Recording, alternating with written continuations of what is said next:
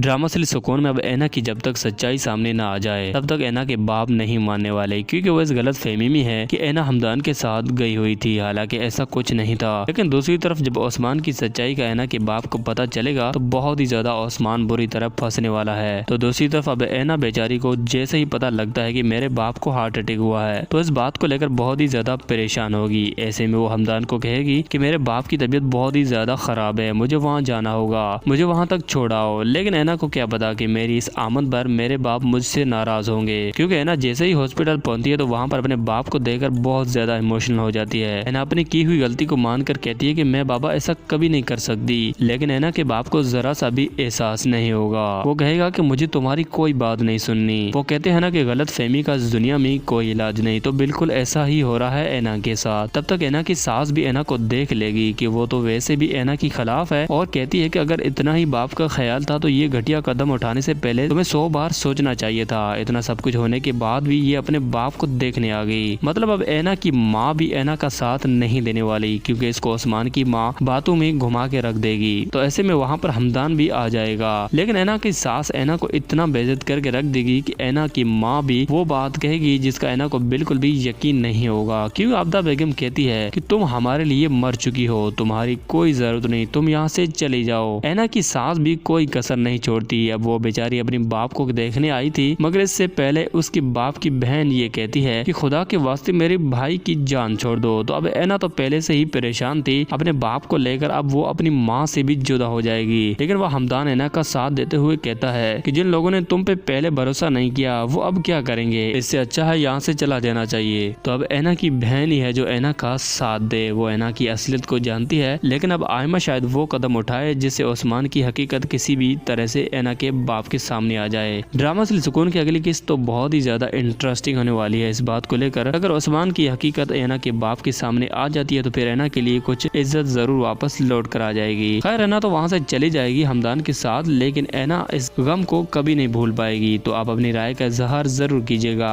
और हाँ, मैं ऐसी ड्रामा रिव्यूज बनाता रहता हूँ। अगर आप मजीद ड्रामा प्रोमो रिव्यूज देखना चाहते हैं तो चैनल को बेल आइकन के साथ सब्सक्राइब जरूर कर दीजिएगा, ताकि आप जान सकें कि आगे की कहानी में क्या नया होने जा रहा है। और हाँ, वीडियो अच्छी लगी है तो फिर लाइक भी कर दीजिएगा।